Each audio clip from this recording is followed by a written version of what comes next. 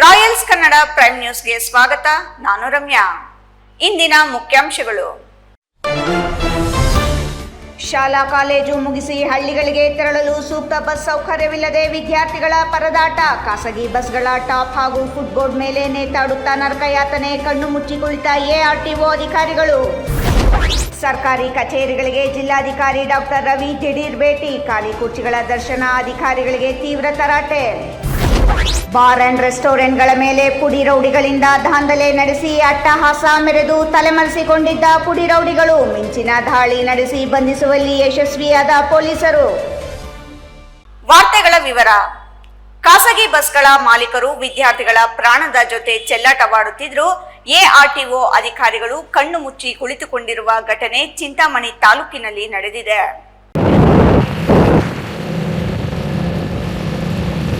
ಶಾಲೆ ಕಾಲೇಜು ಮುಗಿಸಿ ಹಳ್ಳಿಗಳಿಗೆ ತೆರಳಲು ಸೂಕ್ತ ಬಸ್ ಸೌಕರ್ಯವಿಲ್ಲದೆ ವಿದ್ಯಾರ್ಥಿಗಳು ಬಸ್ ಸ್ಟಾಪ್ ಹಾಗೂ ಫುಟ್ಬೋರ್ಡ್ ಮೇಲೆ ನೇತಾಡುತ್ತಾ ನರಕಯಾತನೆ ಅನುಭವಿಸುತ್ತಿದ್ದಾರೆ. ಚಿಂತಾಮಣಿಯಿಂದ ಮುರುಗಮಲ್ಲ ಹಾಗೂ ಯಗವಕೋಟೆ ಮಾರ್ಗದಲ್ಲಿ ಚಲಿಸುವ ಖಾಸಗಿ ಬಸ್ಗಳ ನಿಯಮಗಳನ್ನು ಸಂಪೂರ್ಣ ಗಾಳಿಗೆ ತೂರಿವೆ. ಕುರಿಗಳನ್ನು ತುಂಬುವಂತೆ ವಿದ್ಯಾರ್ಥಿಗಳನ್ನು ಓವರ್ಲೋಡ್ ಮಾಡಿಕೊಳ್ಳಲಾಗುತ್ತಿದ್ದು, ಸ್ವಲ್ಪ ಯಾಮರಿದ್ರೂ ದೊಡ್ಡ ದುರಂತ ಸಂಭವಿಸುವ ಆತಂಕ ಎದುರಾಗಿದೆ. ಖಾಸಗಿ ಬಸ್ಗಳ ಈ ಉಚ್ಚಟತನಕ್ಕೆ ಚಿಂತಾಮಣಿ ಎಆರ್ಟಿಒ ಅಧಿಕಾರಿಗಳ ಬೇಜವಾಬ್ದಾರಿಯೇ ಕಾರಣ ಎಂಬ ಆಕ್ರೋಶ ಕೇಳಿಬಂದಿದೆ. ನಗರದಲ್ಲೇ ಆಫೀಸ್ ಇದ್ದರೂ ಅಧಿಕಾರಿಗಳು ಮಾತ್ರ ಕಣ್ಣಿದ್ದು ಕುರುಡರಂತೆ ವರ್ತಿಸುತ್ತಿದ್ದಾರೆ ಎಂಬ ಆರೋಪ ಕೇಳಿಬಂದಿದೆ. ಯಾವುದೇ ಅಧಿಕಾರಿಗಳು ಅನಾಹುತ ಆಗುವ ಮುಂಚಿತವಾಗಿ ಅಧಿಕಾರಿಗಳು ಎಚ್ಚೆತ್ತುಕೊಳ್ಳದೆ ಅನಾಹುತ ಆದ ಮೇಲೆ ಎಚ್ಚೆತ್ತುಕೊಳ್ಳುವುದು ಎಷ್ಟರ ಮಟ್ಟಿಗೆ ಸರಿ ಎಂಬುದು ಸಾರ್ವಜನಿಕ ವಲಯದಲ್ಲಿ ಆಕ್ರೋಶ ವ್ಯಕ್ತವಾಗಿದೆ. ಇಮ್ರಾನ್ ಖಾನ್, ರಾಯಲ್ಸ್ ಕನ್ನಡ, ಚಿಂತಾಮಣಿ. ಮುಖ್ಯಮಂತ್ರಿ ಡಿಕೆ ಶಿವಕುಮಾರ್ ಅವರ ನಿರ್ದೇಶನದಂತೆ ರಾಜ್ಯಾದ್ಯಂತ ಸರ್ಕಾರಿ ನೌಕರರು ಕಡ್ಡಾಯವಾಗಿ ಕರ್ತವ್ಯ ಆಪ್ ಬಳಸಬೇಕೆಂಬ ಆದೇಶದ ಬೆನ್ನಲ್ಲೇ ಜಿಲ್ಲಾಧಿಕಾರಿ ಡಾಕ್ಟರ್ ರವಿ ಅವರು ಜಿಲ್ಲಾಡಳಿತ ಭವನದಲ್ಲಿರುವ ವಿವಿಧ ಸರ್ಕಾರಿ ಕಚೇರಿಗಳಿಗೆ ಅನಿರೀಕ್ಷಿತ ಭೇಟಿ ನೀಡಿ ಪರಿಶೀಲನೆ ನಡೆಸಿದರು. ಸಾರ್ವಜನಿಕರು ಗೊತ್ತಾಗಬೇಕು, ಸೋಮವಾರದಿಂದ ಬುಧವಾರ ಇರ್ತಾರೆ ಅಥವಾ ಗುರುವಾರದಿಂದ ಶನಿವಾರ ಇರ್ತಾರೆ ಅಂದ್ಬಿಟ್ಟು ಮೆನ್ಷನ್ ಮಾಡಬೇಕು ಅಂತ ಹೇಳಿ ಒಂದು ಆಫೀಸ್ ಆರ್ಡರ್ ಹಾಕ್ಬಿಟ್ಟು ಇಲ್ಲಿ ಮೆನ್ಷನ್ ಮಾಡಕ್ಕೆ ಯಾವಾಗ ಆ ಥರ ಡೈರೆಕ್ಷನ್ ಕೊಡ್ರಿ. ಮನಸ್ಸಿಗೆ ಬಂದಾಗ ಬರೋದು ಅಲ್ಲೇನೋ ಇಂಪಾರ್ಟೆಂಟು ಇಲ್ಲಿ ಇಂಪಾರ್ಟೆಂಟ್ ಅಂತ ಹಂಗೆ ಕಾಲ ಕಳೆಯದ ಏನು ಹೆಸರು ನೀವೇನಾಗಿದ್ದೀರಿ. ಈ ವೇಳೆ ಕಚೇರಿಗಳಲ್ಲಿನ ಅವ್ಯವಸ್ಥೆ ಹಾಗೂ ಸಿಬ್ಬಂದಿಯ ಗೈರು ಹಾಜರಿ ಕಂಡು ಅಧಿಕಾರಿಗಳನ್ನು ತೀವ್ರ ತರಾಟೆಗೆ ತೆಗೆದುಕೊಂಡರು. ಜಿಲ್ಲಾಧಿಕಾರಿಗಳು ಖಾದಿ ಗ್ರಾಮೋದ್ಯೋಗ ಮಂಡಳಿ, ಚುನಾವಣಾ ಶಾಖೆ, ಅಂಬೇಡ್ಕರ್ ಅಭಿವೃದ್ಧಿ ನಿಗಮ, ಬೋವಿ ಅಭಿವೃದ್ಧಿ ನಿಗಮ, ಪ್ರವಾಸೋದ್ಯಮ ಇಲಾಖೆ, ಗ್ರಾಮೀಣ ಕುಡಿಯುವ ನೀರು ಮತ್ತು ನೈರ್ಮಲ್ಯ, ಕೈಮಗ್ಗ ಹಾಗೂ ಜವಳಿ ಇಲಾಖೆ, ಕಾರ್ಮಿಕ ಸೇರಿದಂತೆ ಇತರೆ ಇಲಾಖೆಗಳ ಪ್ರಮುಖ ವಿಭಾಗಗಳಿಗೆ ದಿಢೀರ್ ಭೇಟಿ ನೀಡಿದರು. ಬೆಳಗ್ಗೆ 10:45 ಆದರೂ ಹಲವು ಅಧಿಕಾರಿಗಳು ಹಾಗೂ ಸಿಬ್ಬಂದಿ ಕರ್ತವ್ಯಕ್ಕೆ ಹಾಜರಾಗದಿರುವುದು ಕಂಡುಬಂತು. ಕಚೇರಿಯ ಖಾಲಿ ಕುರ್ಚಿಗಳನ್ನು ಕಂಡ ಡಿಸಿ ಕರ್ತವ್ಯ ಲೋಪವೆಸಗಿದ ಹಾಗೂ ಅನಧಿಕೃತವಾಗಿ ಗೈರಾದ ಸಿಬ್ಬಂದಿಗೆ ತಕ್ಷಣವೇ ಶೋಕಾಸ್ ನೋಟಿಸ್ ಜಾರಿ ಮಾಡುವಂತೆ ಮೇಲಾಧಿಕಾರಿಗಳಿಗೆ ಕಟ್ಟುನಿಟ್ಟಿನ ಆದೇಶ ನೀಡಿದರು. ನಿಗಮ ಮಂಡಳಿಗಳ ಕಾರ್ಯವೈಖರಿಯನ್ನು ತಪಾಸಣೆ ಮಾಡಿದ ಡಾಕ್ಟರ್ ರವಿ ಅವರು ರಿಕವರಿ ಅಧಿಕಾರಿಗಳಿಗೆ ನೇರ ಎಚ್ಚರಿಕೆ ರವಾನಿಸಿದರು. ಇದು ಸರ್ಕಾರದ ಯೋಜನೆಗಳೇ ಹೊರತು ಬ್ಯಾಂಕ್ ಯೋಜನೆಗಳಲ್ಲ. ಸರ್ಕಾರದ ಪ್ರತಿಯೊಂದು ಕಾರ್ಯಕ್ರಮಗಳನ್ನು ಕಡ್ಡಾಯವಾಗಿ ಹಾಗೂ ಜನಪರವಾಗಿ ಅನುಷ್ಠಾನಗೊಳಿಸಲೇಬೇಕು ಎಂದು ತಾಕೀತು ಮಾಡಿದರು. ಜತೆಗೆ ಸಾರ್ವಜನಿಕರ ಅನುಕೂಲಕ್ಕಾಗಿ ಜಾಲತಾಣಗಳಲ್ಲಿ ನಿಗಮದ ಮಾಹಿತಿಗಳು ಹಾಗೂ ಯೋಜನೆಗಳ ವಿವರಗಳನ್ನು ತ್ವರಿತವಾಗಿ ಅಪ್ಡೇಟ್ ಮಾಡುವಂತೆ ಸೂಚಿಸಿದರು. ಕಚೇರಿಗಳಲ್ಲಿ ಸಾರ್ವಜನಿಕರ ಕೆಲಸ ಕಾರ್ಯಗಳಿಗೆ ಮಧ್ಯವರ್ತಿಗಳ ಹಾವಳಿ ಹೆಚ್ಚಿರುವ ಹಾಗೂ ಲಂಚದ ಬೇಡಿಕೆ ಇಟ್ಟಿರುವ ಬಗ್ಗೆ ಕೇಳಿಬಂದ ದೂರುಗಳನ್ನು ಗಂಭೀರವಾಗಿ ಪರಿಗಣಿಸಿದ ಜಿಲ್ಲಾಧಿಕಾರಿಗಳು ಆಡಳಿತದಲ್ಲಿ ಭ್ರಷ್ಟಾಚಾರವನ್ನು ಯಾವುದೇ ಕಾರಣಕ್ಕೂ ಸಹಿಸುವುದಿಲ್ಲ ಎಂದು ಗುಡುಗಿದರು. ಆಡಳಿತದಲ್ಲಿ ಸಂಪೂರ್ಣ ಪಾರದರ್ಶಕತೆ ತರುವ ಉದ್ದೇಶದಿಂದ ಡಿಸಿ ಕಚೇರಿಯ ಮುಂಭಾಗದಲ್ಲಿ ಡಿಜಿಟಲ್ ಡಿಸ್ಪ್ಲೇ ಬೋರ್ಡ್ ಅಳವಡಿಸಲು ನಿರ್ದೇಶನ ನೀಡಿದರು. ಈ ನಾಮಫಲಕದಲ್ಲಿ ಕಚೇರಿಯಲ್ಲಿ ಲಭ್ಯವಿರುವ ಸಿಬ್ಬಂದಿಯ ವಿವರ ಹಾಗೂ ಭ್ರಷ್ಟಾಚಾರ ವಿರೋಧಿ ಸಂದೇಶಗಳನ್ನು ಕಡ್ಡಾಯವಾಗಿ ಪ್ರದರ್ಶಿಸುವಂತೆ ಸೂಚಿಸಿದರು. ಜಿಲ್ಲಾಡಳಿತದ ಚುಕ್ಕಾಣಿ ಹಿಡಿದಿರುವ ಡಾಕ್ಟರ್ ರವಿ ಅವರ ಈ ದಿಢೀರ್ ಭೇಟಿ ಹಾಗೂ ಕಠಿಣ ನಿಲುವು ಜಿಲ್ಲೆಯ ಸರ್ಕಾರಿ ವಲಯದಲ್ಲಿ ಸಂಚಲನ ಮೂಡಿಸಿದ್ದು ಆಡಳಿತ ಯಂತ್ರಕ್ಕೆ ಚುರುಕು ಮುಟ್ಟಿಸಿದೆ. ಜಿಲ್ಲಾಧಿಕಾರಿಗಳೊಂದಿಗೆ ಅಪರ ಜಿಲ್ಲಾಧಿಕಾರಿ ಎಸ್.ಎಂ. ಮಂಗಳಾ ಸೇರಿದಂತೆ ಇನ್ನಿತರ ಸಿಬ್ಬಂದಿ ಹಾಜರಾಗಿದ್ದರು. ಅಂಚೆ ವಿಜಯ್, ರಾಯಲ್ಸ್ ಕನ್ನಡ, ಕೋಲಾರ. ಇದೀಗ ಸಣ್ಣದೊಂದು ವಿರಾಮದ ನಂತರ ರಾಯಲ್ಸ್ ಕನ್ನಡ ಪ್ರೈಮ್ ನ್ಯೂಸ್ ಮುಂದುವರಿಯುತ್ತದೆ. National education society of Karnataka Basavanagudi Bengaluru ಅಡಿಯಲ್ಲಿ ಭಾಗೇಪಲ್ಲಿ ನ್ಯಾಷನಲ್ ಪಿಯು ಕಾಲೇಜಿನಲ್ಲಿ 2026-27ನೇ ಸಾಲಿನ ಪ್ರಥಮ ಪಿಯುಸಿ ದಾಖಲಾತಿ ಪ್ರಾರಂಭವಾಗಿದೆ. ಡಾಕ್ಟರ್ ಎಚ್ ನರಸಿಂಹಯ್ಯನವರು ಸ್ಥಾಪನೆ ಮಾಡಿರುವ ನ್ಯಾಷನಲ್ ಪಿಯು ಕಾಲೇಜು ಬಾಗೇಪಲ್ಲಿಯ ಹೆಮ್ಮೆಯ ಶೈಕ್ಷಣಿಕ ಸಂಸ್ಥೆ. ಇಲ್ಲಿ ವಿಜ್ಞಾನ ಮತ್ತು ವಾಣಿಜ್ಯ, ಕಲಾ ವಿಭಾಗಗಳಲ್ಲಿ ಉತ್ತಮ ಸಂಯೋಜನೆಗಳೊಂದಿಗೆ ಗುಣಮಟ್ಟದ ಶಿಕ್ಷಣ ನೀಡಲಾಗುತ್ತಿದೆ. ಸೈನ್ಸ್ PCMB ಹಾಗೂ PCMCS, ಕಾಮರ್ಸ್ HEBA ಹಾಗೂ EBACS, ಆರ್ಟ್ಸ್ HESP, ನಿಯಮಿತ PU ಪಠ್ಯಕ್ರಮದ ಜೊತೆಗೆ KCET ಮತ್ತು ನೀಟ್ಗೆ ವಿಶೇಷ ತರಬೇತಿಯನ್ನು ನೀಡಲಾಗುತ್ತದೆ. ಆಧುನಿಕ ಪ್ರಯೋಗಾಲಯಗಳು, ದೊಡ್ಡ ಗ್ರಂಥಾಲಯ, ಅನುಭವಿ ಮತ್ತು ಪರಿಣಿತ ಅಧ್ಯಾಪಕರು ಇದು ನ್ಯಾಷನಲ್ PU ಕಾಲೇಜಿನ ವಿಶೇಷತೆ. ಉಚಿತವಾಗಿ ನಮ್ಮ ಕಾಲೇಜಿನಲ್ಲಿ ಸ್ಪೋಕನ್ ಇಂಗ್ಲಿಷ್ ಮತ್ತು ಕಂಪ್ಯೂಟರ್ ತರಬೇತಿಯನ್ನು ನೀಡಲಾಗುವುದು. 2025-26ನೇ ಸಾಲಿನ ದ್ವಿತೀಯ PUC ಪರೀಕ್ಷೆಯಲ್ಲಿ ನ್ಯಾಷನಲ್ ಕಾಲೇಜು ಬಾಗೇಪಲ್ಲಿಯಲ್ಲಿ ಕಲಾ ವಿಭಾಗದಲ್ಲಿ ಮೊದಲ ಸ್ಥಾನ ಪಡೆದಿದೆ. ವಿದ್ಯಾರ್ಥಿಗಳ ಸರ್ವತೋಮುಖ ಅಭಿವೃದ್ಧಿಗಾಗಿ ಪಠ್ಯೇತರ ಚಟುವಟಿಕೆಗಳಾದ NCC ಮತ್ತು NSS ತರಬೇತಿಯನ್ನು ನೀಡಲಾಗುತ್ತದೆ. SSLC ಪರೀಕ್ಷೆಯಲ್ಲಿ 600ಕ್ಕಿಂತ ಹೆಚ್ಚು ಅಂಕಗಳನ್ನು ಪಡೆದವರಿಗೆ ಉಚಿತ ದಾಖಲಾತಿ ನೀಡಲಾಗುವುದು. ಪ್ರತಿಭಾವಂತ ವಿದ್ಯಾರ್ಥಿಗಳಿಗೆ, ಸಾಮಾಜಿಕವಾಗಿ ಹಿಂದುಳಿದಿರುವಂತಹ ವಿದ್ಯಾರ್ಥಿಗಳಿಗೆ ಮತ್ತು ಬಡ ವಿದ್ಯಾರ್ಥಿಗಳಿಗೆ ಸ್ಕಾಲರ್ಶಿಪ್ ನೀಡಲಾಗುವುದು. ನಿಮ್ಮ ಮಗುವಿನ ಭವಿಷ್ಯವನ್ನು ಉಜ್ವಲಗೊಳಿಸಲು ಇಂದೇ ದಾಖಲಾಗಿ. ಸಂಪರ್ಕಿಸಿ ಪ್ರಾಂಶುಪಾಲರು doctor Venkata Shivareddy B. Mobile ಸಂಖ್ಯೆ 98870308. ಮತ್ತೊಂದು ಸಂಖ್ಯೆ 9480115846. ವಿರಾಮದ ನಂತರ ರಾಯಲ್ಸ್ ಕನ್ನಡ ಪ್ರೈಮ್ ನ್ಯೂಸ್ಗೆ ಸ್ವಾಗತ. ಮಾಲೂರು ತಾಲೂಕಿನ ತುರ್ಲಕ್ಕಿ ಗ್ರಾಮದಲ್ಲಿರುವ HK ಬಾರ್ ಅಂಡ್ ರೆಸ್ಟೋರೆಂಟ್ ಹಾಗೂ ಮಾಸ್ತಿ ಗ್ರಾಮದ MS ಬಾರ್ ಅಂಡ್ ರೆಸ್ಟೋರೆಂಟ್ಗಳ ಮೇಲೆ ಪುಡಿ ರೌಡಿಗಳಿಂದ ದಾಂಧಲೆ ನಡೆಸಿ ಲಕ್ಷಾಂತರ ರು ಮೌಲ್ಯದ ಮದ್ಯವನ್ನು ನಾಶಪಡಿಸಿ ತಲೆಮರೆಸಿಕೊಂಡಿದ್ದ ಪುಡಿ ರೌಡಿಗಳನ್ನು ಬಂಧಿಸುವಲ್ಲಿ ಪೊಲೀಸರು ಯಶಸ್ವಿಯಾಗಿದ್ದಾರೆ.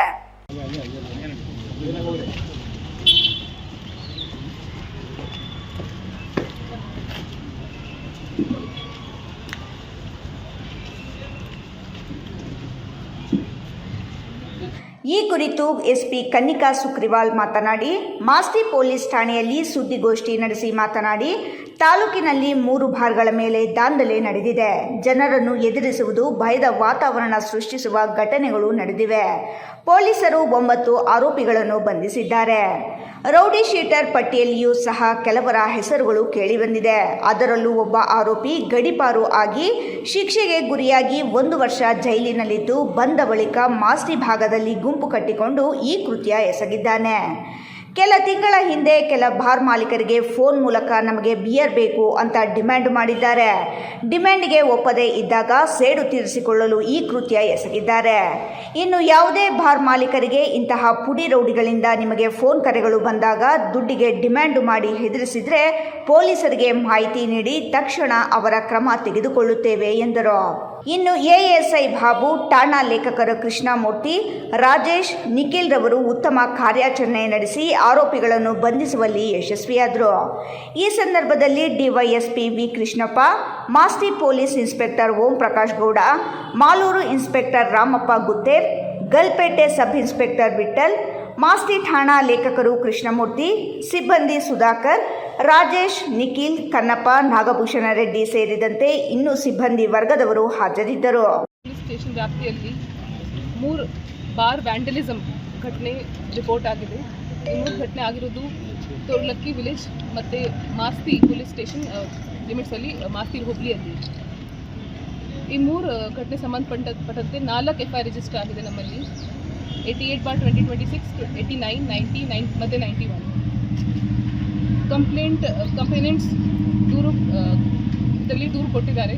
ಅದರಲ್ಲಿ ದೂರಲ್ಲಿ ಅವರು ಅಕ್ರಮವಾಗಿ ಪ್ರವೇಶ, ಹಲ್ಲೆ ಮಾಡಿರೋದು ಮತ್ತು ಕೌಂಟರ್ ಹೊಡೆದಿದ್ದಾರೆ, ಬಿಯರ್ ಬಾಟಲ್ಸ್ ಕೊಡ್ತಾರೆ ಅಂತ ಕಂಪ್ಲೇಂಟ್ ಕೊಟ್ಟಿದ್ರು ನಮಗೆ. ನಾವು FIR ಮಾಡಿಕೊಂಡು 4 ಟೀಮ್ಸ್ ರೆಡಿ ಮಾಡಿದ್ದೀವಿ. 1 ಟೀಮ್ ಮಾಸ್ತಿ ಇನ್ಸ್ಪೆಕ್ಟರ್ ನೇತೃತ್ವದಲ್ಲಿ ಕೆಲಸ ಮಾಡಿದ್ದಾರೆ, ಇನ್ನೊಂದು ಟೀಮ್ ಮಾಲೂರು ಇನ್ಸ್ಪೆಕ್ಟರ್ ನೇತೃತ್ವದಲ್ಲಿ, ಇನ್ನೊಂದು PSI ಗಲ್ಪೇಟೆ ಮತ್ತು ಇನ್ನೊಂದು ನಮ್ಮ PI DSP ಅನಯ್ಯ. ಈ 4 ಟೀಮ್ಸ್ದು ಕೋಆರ್ಡಿನೇಷನ್ ಆಗಲಿ, ಅವರಿಗೆ ಡೈರೆಕ್ಷನ್ ಸಲಹೆ ಸೂಚನೆ ಕೊಡೋದು ಎಲ್ಲ ಜವಾಬ್ದಾರಿ ನಮ್ಮ DYSP ಕೋಲಾರ್ ತಗೊಂಡಿದ್ರು. ನಮ್ಮ ಟೀಮ್ ಟೋಟಲ್ ಈ ಕೇಸಲ್ಲಿ ಟೋಟಲ್ 9 ಜನಗೆ ಹಿಡಿದಿದ್ದಾರೆ. ಇದರಲ್ಲಿ 6 ಜನ ಮಾಲೂರು ಲಿಮಿಟ್ಸಿಂದ ಮತ್ತು ರಿಮೈನಿಂಗ್ ಬಂಗಾರಪೇಟೆ ತಾಲೂಕಿಂದ ಇದ್ದಾರೆ. ಈ 9 ಜನ ಕಾನ್ಸ್ಪಿರಸಿ ಮಾಡಿದ್ರು. Conspiracy as a result of conspiracy ಇವರು ಸುಮಾರು 9 ಗಂಟೆಗೆ 3 ಕಡೆ ವ್ಯಾಂಡಲಿಸಮ್ ಮಾಡಿದ್ರು. ಮತ್ತು ಉದ್ದೇಶ ಏನಂತ ಜನರಿಗೆ ಹೆದರಿಸುವುದು, ಟೆರರಿಸಮ್, ಭಯದ ವಾತಾವರಣ ಉಂಟುವುದು, ಆ ಉದ್ದೇಶಕ್ಕಾಗಿ ಇವರು ಎಲ್ಲ ಮಾಡಿದರು. ನಮ್ಮ ಟೀಮ್ ಎಲ್ಲ 9 ಜನಗೆ ಹಿಡಿದಿದ್ದಾರೆ ಮತ್ತು ಫರ್ದರ್ ಇನ್ವೆಸ್ಟಿಗೇಷನ್ ಕಂಟಿನ್ಯೂ ಆಗ್ತದೆ. ಇಲ್ಲಿವರೆಗೆ ನಮ್ಮ ತನಿಖೆ ಪ್ರಕಾರ 9 ಜನ ಆ್ಯಕ್ಟಿವ್ ಆಗಿ ಪಾರ್ಟಿಸಿಪೇಟ್ ಮಾಡಿದ್ದಾರೆ. ಮುಂದಿನ ತನಿಖೆಯಲ್ಲಿ ನಾವು ನೋಡಬೇಕು ಬೇರೆ ಯಾರು ಪಾರ್ಟಿಸಿಪೇಟ್ ಆಗ್ತಾರೆ. ಒಬ್ಬರು ವಿಶ್ವನಾಥ್ ಪ್ರತಾಪ್ಗೆ ನಾವು ಗುಂಡಾಟಲ್ಲಿ 1 ವರ್ಷಕ್ಕೆ ಜೈಲಿಗೆ ಕಳಿಸಿದ್ದೀವಿ. ಬಟ್ ಅವರು ಬಿಫೋರೇ ರಿಲೀಸ್ ಆಗಿದ್ದಾರೆ because of high court stay. Sudden ಆಗಿ ಪ್ಲ್ಯಾನ್ ಮಾಡಿಕೊಂಡು ಇದೆಲ್ಲ ಮಾಡಿದ್ದಾರೆ. ನಾವು ಇಮಿಡಿಯೇಟ್ ಆಗಿ ಇಲ್ಲಿ ಕ್ರಮ ತಗೊಂಡಿದ್ದೀವಿ, ಎಲ್ಲರಿಗೂ ಹಿಡಿದಿದ್ದೀವಿ. ಮತ್ತು ಈ ತನಿಖೆಯಲ್ಲಿ ನಮಗೆ ಅಂಶಗಳು ತುಂಬ ಪ್ರಮುಖವಾಗಿ ಕಂಡು ಬಂದಿದೆ.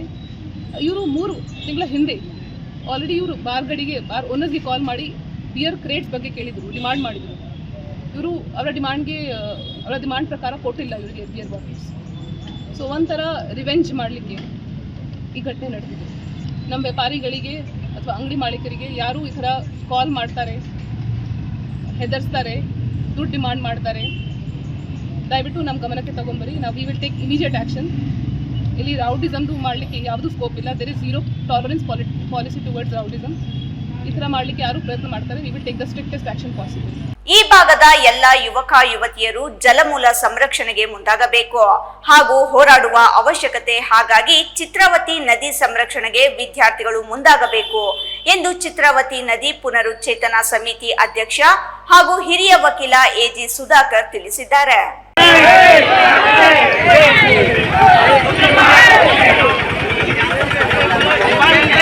ಪಟ್ಟಣದ ರವೀಂದ್ರ ಆಸ್ಪತ್ರೆ ಬಳಿ ಇರುವ ಪಶ್ಚಿಮ ದಿಕ್ಕಿನಲ್ಲಿರುವ ಚಿತ್ರಾವತಿ ನದಿಗೆ ಸೇರುವ ಸೇತುವೆ ಮೇಲೆ ಚಿತ್ರಾವತಿ ನದಿ ಪುನರುಚ್ಚೇತನ ಸಮಿತಿ ನೇತೃತ್ವದಲ್ಲಿ ದಿ ಎಕ್ಸ್ಪೋರ್ಟ್ PU ಕಾಲೇಜು ವಿದ್ಯಾರ್ಥಿಗಳಿಂದ ಮಾನವ ಸರಪಣಿ ನಿರ್ಮಿಸಿ ಚಿತ್ರಾವತಿ ನದಿ ರಕ್ಷಿಸಿ ನಮ್ಮ ಜೀವ ಉಳಿಸಿ ಎಂಬ ಘೋಷಣೆಯೊಂದಿಗೆ ಸಾಂಸ್ಕೃತಿಕ ಪರಂಪರೆಯುಳ್ಳ ಚಿತ್ರಾವತಿ ನದಿ ಪುನಶ್ಚೇತನ ಸಮಿತಿ ಹೊರಕ್ಕೆ ಬೆಂಬಲವನ್ನು ಸೂಚಿಸಿದ್ದಾರೆ.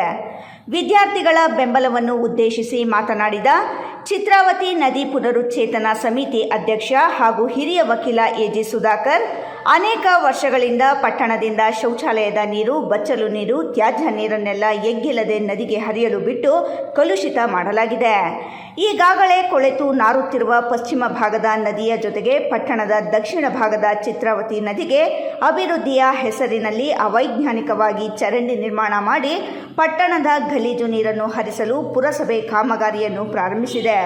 ಇದರಿಂದ ಇಡೀ ಚಿತ್ರಾವತಿ ನದಿ ಕೊಳಕು ಕಾಲುವೆ ಆಗುವ ಮೂಲಕ ತನ್ನ ಸೌಂದರ್ಯವನ್ನೇ ಅಲ್ಲದೆ ಅಸ್ತಿತ್ವವನ್ನೇ ಕಳೆದುಕೊಳ್ಳಲಿದೆ. ಮುಖ್ಯವಾಗಿ ಪುರಸಭೆ ಅವರು ಪರಿಸರವನ್ನು ಕಾಪಾಡುವುದು ಬಿಟ್ಟು ಅವೈಜ್ಞಾನಿಕವಾಗಿ ತ್ಯಾಜ್ಯ ನೀರನ್ನು ಚಿತ್ರಾವತಿಗೆ ಹರಿಸಿ ಚಿತ್ರಾವತಿಯನ್ನು ಕಲುಷಿತ ಮಾಡಿ ಪಟ್ಟಣದ ಜನತೆಯನ್ನು ಅನಾರೋಗ್ಯಕ್ಕೆ ತಳ್ಳುತ್ತಿದ್ದಾರೆ. ಇದರಿಂದಾಗಿ ನಮ್ಮ ಚಿತ್ರಾವತಿ ನದಿ ರಕ್ಷಣೆ ನಮ್ಮೆಲ್ಲರ ಹೊಣೆ, ನಾವೆಲ್ಲರೂ ಕೂಡ ಹೋರಾಟ ಮುಂದುವರಿಸುವುದು ಎಂದು ವಿದ್ಯಾರ್ಥಿಗಳಿಗೆ ಕರೆ ನೀಡಿದರು. ಈ ಸಂದರ್ಭದಲ್ಲಿ ದಿ ಎಕ್ಸ್ಪೋರ್ಟ್ PU ಕಾಲೇಜು ಪ್ರಾಂಶುಪಾಲ K. ಶಿವಪ್ಪ, ಉಪನ್ಯಾಸಕರಾದ ಸೋಮಶೇಖರ್, ಗಂಗರಾಜು, ನಂದೀಶ, ಬಾಬಾಜಾನ್, ಮುರಳಿ, ನವೀನ್, ರಾಮಚಂದ್ರ, S. ಸುಜಾತ, ಮಮತಾ, ನಾರಾಯಣಸ್ವಾಮಿ, ಚನ್ನಕೃಷ್ಣಪ್ಪ ಸೇರಿದಂತೆ ನೂರಾರು ವಿದ್ಯಾರ್ಥಿಗಳು ಇದ್ದರು. ಬಾಂಧವ್ಯದ ನದಿಯಾಗಿತ್ತು, ನಮ್ಮ ಸಂಸ್ಕೃತಿಯನ್ನು ಎತ್ತಿ ಹಿಡಿಯುವಂಥ ನದಿಯಾಗಿತ್ತು, ನಿರಂತರವಾಗಿ ಜೀವನ. ಆದರೆ ಈಗ ಕೆಲವಾರು ವರ್ಷಗಳಿಂದ ಕೆಲವಾರು ಅಧಿಕಾರಿಗಳ ನಿರ್ಲಕ್ಷ್ಯದಿಂದಾಗಿ ಇವತ್ತು ಇಡೀ ನದಿ ಮಾಲಿನ್ಯವಾಗಿದೆ. ಕಲುಷಿತ ನೀರಿನಿಂದ ತುಂಬಿ ದುರ್ವಾಸನೆ ಬೀರ್ತಕ್ಕಂಥ ನದಿಯಾಗಿದೆ. ಇದಕ್ಕೆ ಬಾಗೇಪಲ್ಲಿ ಪಟ್ಟಣದ ಕೊಳಚೆ ನೀರು, ಶೌಚಾಲಯದ ನೀರು, ಗಂಡಮೋರಿ ಕೊಳಚೆ ನೀರನ್ನು ನದಿಗೆ ಹರಿಯುವಂತೆ ಮಾಡಿ ಅಧಿಕಾರಿಗಳು ನಿರ್ಲಕ್ಷ್ಯ ವಹಿಸಿದ್ದಾರೆ. ಹಾಗಾಗಿ ಇಡೀ ಚಿತ್ರಾವತಿ ನದಿ ಇವತ್ತು ನಾವು ಭಾವನಾತ್ಮಕವಾದಂಥ ಸಂಬಂಧ ಇಟ್ಕೊಂಡಿರ್ತಕ್ಕಂಥ ಬಾಗೇಪಲ್ಲಿ ಪಟ್ಟಣದ ನಾಗರಿಕರೆಲ್ಲರೂ ಕೂಡ ಇದನ್ನು ವಿರೋಧ ಮಾಡಿದ್ವಿ. ಅಧಿಕಾರಿಗಳು ಕೂಡ ಇದರ ಬಗ್ಗೆ ಯಾವುದೇ ಗಮನ ಹರಿಸಲಿಲ್ಲ.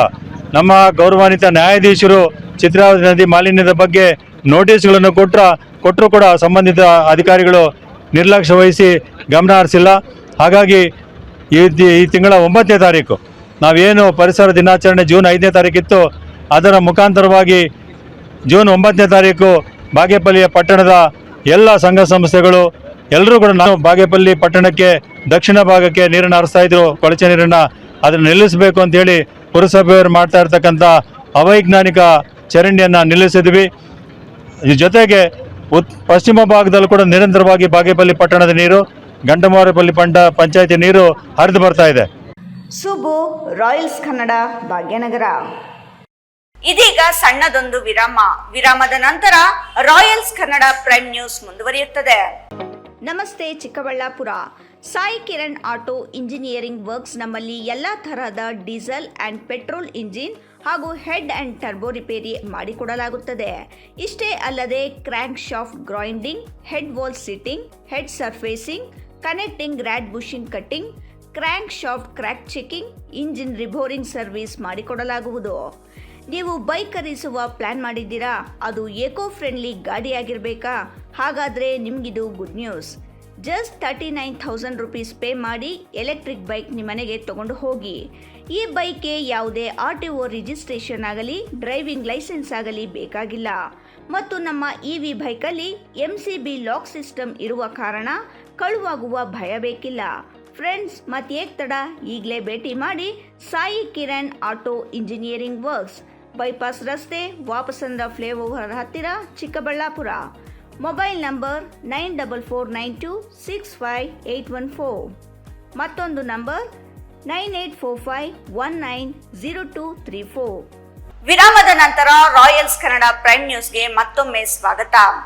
SIR ಎಂದರೆ special intensive of revising voter roll ಅಲ್ಲ. ಬಿಜೆಪಿ ಮತ್ತು ಚುನಾವಣಾ ಆಯೋಗವು ಇದನ್ನು selective and intentional removal of voters from voter list ಎಂಬಂತೆ ಅರ್ಥೈಸಿಕೊಂಡು ಕಾರ್ಯರೂಪಕ್ಕೆ ತರುತ್ತಿದೆ ಎಂದು ಅಲ್ಪಸಂಖ್ಯಾತ ಮುಖಂಡ ಅನ್ವರ್ ಪಾಷಾ ವ್ಯಾಖ್ಯಾನ ನೀಡಿದರು.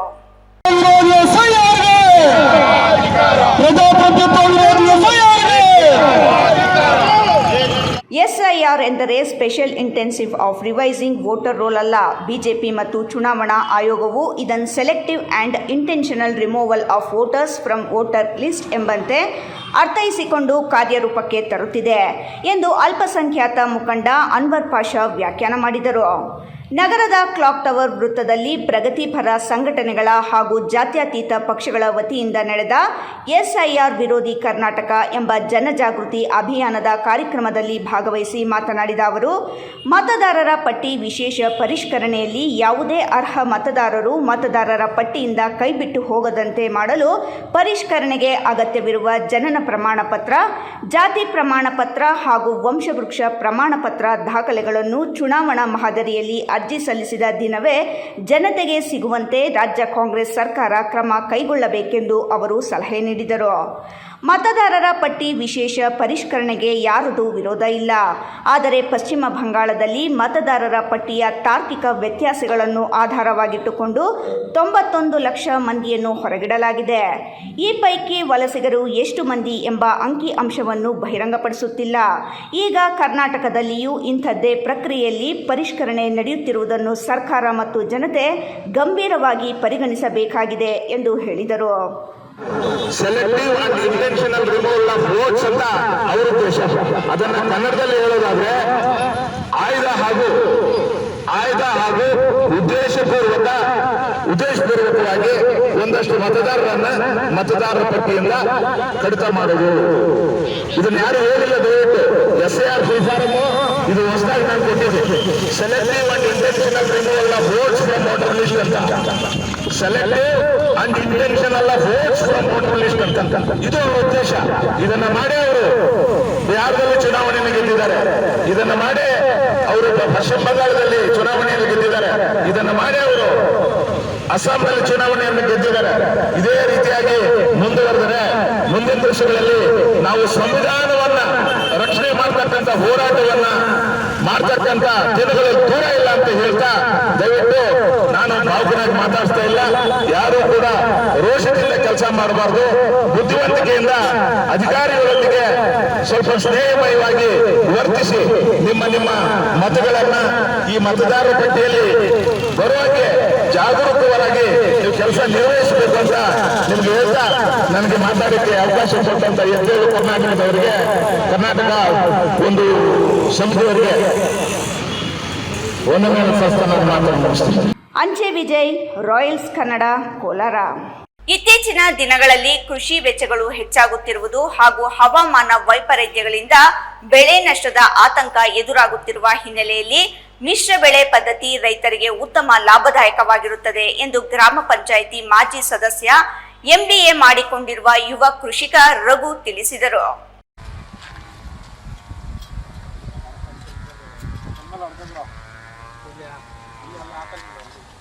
ಸುಮಾರು 2.5 ಎಕರೆ ಪ್ರದೇಶದಲ್ಲಿ ಶುಂಠಿ, ಬ್ರೋಕೊಲಿ ಸೇರಿದಂತೆ ವಿವಿಧ ಬೆಳೆಗಳನ್ನು ಡ್ರಿಪ್ ಇರಿಗೇಷನ್ ಪದ್ಧತಿಯಲ್ಲಿ ಅಳವಡಿಸಿಕೊಂಡು ಬೆಳೆಯುತ್ತಿರುವ ಅವರು ಒಂದೇ ಬೆಳೆ ಮೇಲೆ ಅವಲಂಬಿತರಾಗುವುದಕ್ಕಿಂತ ಮಿಶ್ರ ಬೆಳೆ ಪದ್ಧತಿ ಅನುಸರಿಸುವುದರಿಂದ ಆದಾಯದ ಅವಕಾಶಗಳು ಹೆಚ್ಚಾಗುತ್ತವೆ. ಯಾವುದೇ ಸರ್ಕಾರಿ ಸೌಲಭ್ಯಗಳನ್ನು ಪಡೆಯದೆ ಕೃಷಿ ಮಾಡುತ್ತಿದ್ದೇವೆ. ಮಿಶ್ರ ಬೆಳೆ ಬೆಳೆದರೆ ಒಂದು ಬೆಳೆ ನಷ್ಟವಾದರೂ ಮತ್ತೊಂದು ಬೆಳೆ ಲಾಭ ತಂದುಕೊಡುತ್ತದೆ. ಇದರಿಂದ ರೈತರಿಗೆ ಆರ್ಥಿಕ ಭದ್ರತೆ ಸಿಗುತ್ತದೆ. ರೈತರು ಹೊಸ ತಂತ್ರಜ್ಞಾನ ಮತ್ತು ಮಿಶ್ರ ಬೆಳೆ ಪದ್ಧತಿಯನ್ನು ಅಳವಡಿಸಿಕೊಂಡು ಕೃಷಿಯಲ್ಲಿ ಲಾಭ ಕಂಡುಕೊಳ್ಳಬೇಕು ಎಂದು ರಘು ಅಭಿಪ್ರಾಯಪಟ್ಟರು. ಮಾರುಕಟ್ಟೆಯಲ್ಲಿ ಉತ್ತಮ ಬೇಡಿಕೆ ಇರುವ ಶುಂಠಿ, ಬ್ರೋಕೊಲಿ ಹಾಗೂ ಇತರೆ ತೋಟಗಾರಿಕೆ ಬೆಳೆಗಳನ್ನು ಬೆಳೆಯುವುದರಿಂದ ಕಡಿಮೆ ಜಾಗದಲ್ಲಿಯೇ ಹೆಚ್ಚಿನ ಆದಾಯ ಗಳಿಸಲು ಸಾಧ್ಯವಾಗುತ್ತಿದ್ದು, ಮಿಶ್ರ ಬೆಳೆ ಪದ್ಧತಿ ಕೃಷಿಯನ್ನು ಲಾಭದಾಯಕವಾಗಿಸುವ ಪ್ರಮುಖ ಮಾರ್ಗವಾಗಿದೆ ಎಂದು ಮಾಹಿತಿ ನೀಡಿದರು. ಕೃಷಿ ಮಾಡ್ತಾ ಇದ್ದೀವಿ, ವ್ಯವಸಾಯ ಮಾಡ್ತಾ ಇದ್ದೀವಿ, ನೀರಾವರಿ. ನಾವು ಸುಮಾರು ಒಂದು 10 ಎಕರೆ ನೀರಾವರಿ ತೋಟ ಮಾಡ್ತಾ ಇದ್ದೀವಿ. 10 ಎಕರೆನಲ್ಲಿ ವಿಧ ವಿಧವಾದ ಬೆಳೆಗಳನ್ನು ನಾವು ಬೆಳೀತಾ ಇದ್ದೀವಿ. ಅಂದರೆ ನಾವು ಶುಂಠಿ ಬೆಳಿತೀವಿ, ಮತ್ತು ಬ್ರೋಕೊಲಿ ಬೆಳಿತೀವಿ, ಅದಾದಮೇಲೆ ಟೊಮೆಟೊ ಬೆಳೀತಾ ಇದ್ದೀವಿ, ಬೀನ್ಸ್ ಬೆಳೀತಾ ಇದ್ದೀವಿ, ಸೌತೆಕಾಯಿ ಮತ್ತು ಹೂವು, ಹಣ್ಣು, ತರಕಾರಿ ಎಲ್ಲ ಥರದ ಮಿಶ್ರ ಬೆಳೆಗಳನ್ನು ನಾವು ಬೆಳೀತಾ ಇದ್ದೀವಿ. ಕೂಡ ಲಾಸ್ಟ್ ಟೈಮ್ ಹಾಕಿದ್ವಿ. ಶುಂಠಿನಲ್ಲಿ ಸುಮಾರು ಒಂದು 600 ಮೂಟೆಯಷ್ಟು ಶುಂಠಿ ಬೆಳೆದಿದ್ವಿ. ಒಳ್ಳೆ ರೇಟ್ ಸಹ ಸಿಕ್ಕಿತ್ತು. ಒಂದು 15ರಿಂದ 18 ಲಕ್ಷ ದುಡ್ಡು ಸಹ ಆಗಿತ್ತು. ಅದಾದ ನಂತರ ಸೌತೆಕಾಯಿ ಮತ್ತು ಟೊಮೆಟೊ, ಆಲೂಗಡ್ಡೆ ಎಲ್ಲ ಥರದ ಬೆಳೆಗಳನ್ನು, ಮಿಶ್ರ ಬೆಳೆಗಳನ್ನು ಕೂಡ ಬೆಳೀತಾ ಇದ್ದೀವಿ. ನಾವು ಸರ್ಕಾರದಿಂದ ಯಾವುದೇ ಸವಲತ್ತುಗಳನ್ನು ತಗೊಂಡಿಲ್ಲ. ಕೃಷಿ ತುಂಬಾ ಲಾಭದಾಯಕವಾಗಿದೆ. ಅದನ್ನು ಯಾರು ಕೂಡ ವಿಮುಖ ಆಗಬಾರ್ದು. ಒಂದು ಬೆಳೆ ಲಾಸ್ ಆಯಿತು ಅಂತ ತಕ್ಷಣವೇ ಜನ ಏನು ಮಾಡ್ತಾರೆ, ಕೃಷಿನಲ್ಲಿ ಏನೂ ಇಲ್ಲ ಅಂತ ಹೇಳ್ತಾರೆ. ಮಿಶ್ರ ಬೆಳೆ ಬೆಳೆದ್ರೆ ಖಂಡಿತವಾಗ್ಲೂ ಕೃಷಿನಲ್ಲಿ ತುಂಬಾ ಡೆವಲಪ್ಮೆಂಟು, ತುಂಬಾ ಲಾಭ ಸಿಗುತ್ತೆ.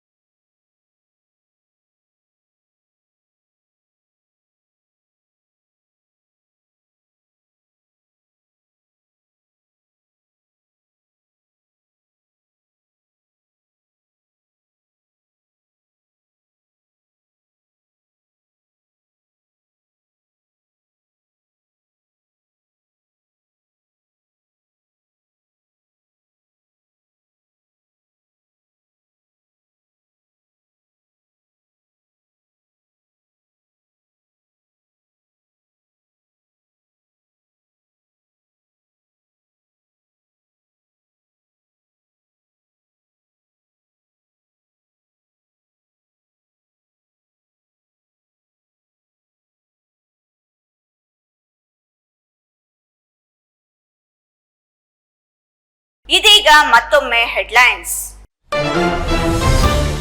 ಶಾಲಾ ಕಾಲೇಜು ಮುಗಿಸಿ ಹಳ್ಳಿಗಳಿಗೆ ತೆರಳಲು ಸೂಕ್ತ ಬಸ್ ಸೌಕರ್ಯವಿಲ್ಲದೆ ವಿದ್ಯಾರ್ಥಿಗಳ ಪರದಾಟ. ಖಾಸಗಿ ಬಸ್ಗಳ ಟಾಪ್ ಹಾಗೂ ಫುಟ್ಬೋರ್ಡ್ ಮೇಲೆ ನೇತಾಡುತ್ತಾ ನರಕಯಾತನೆ. ಕಣ್ಣು ಮುಚ್ಚಿ ಕುಳಿತ ಎಆರ್ಟಿಒ ಅಧಿಕಾರಿಗಳು. ಸರ್ಕಾರಿ ಕಚೇರಿಗಳಿಗೆ ಜಿಲ್ಲಾಧಿಕಾರಿ ಡಾಕ್ಟರ್ ರವಿ ದಿಢೀರ್ ಭೇಟಿ. ಖಾಲಿ ಕುರ್ಚಿಗಳ ದರ್ಶನ. ಅಧಿಕಾರಿಗಳಿಗೆ ತೀವ್ರ ತರಾಟೆ.